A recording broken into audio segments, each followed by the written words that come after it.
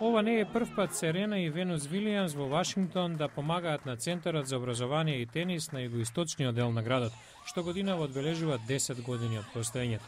Објектот нуди посебни рекреативни и образовни програми за деца и млади, претежно афроамериканци од Вашингтон.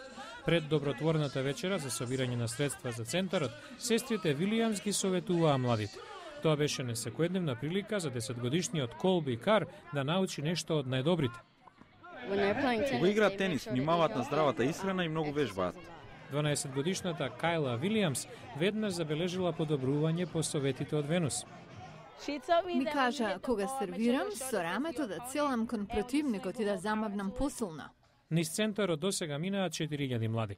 Серена вели дека е прекрасно да се следи неговиот растеж. Драго ми е што сум дел од проектот еве веќе 10 години. Ова е извонредна тениска програма, но пред се едукацијата е извонредна. Извонредна е поддршката од сестрите Вилијамс, возвраќа извршниот директор на Центарот, Кора Мастерсбери.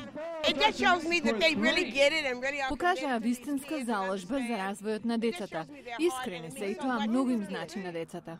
Серена и Венус се опоравуваат од повредите и засега е неизвестно дали ќе бидат подготвени за French Open на 23 мај. Децата во Центарот им држат прсти, затоа што на доброто добро се враќа.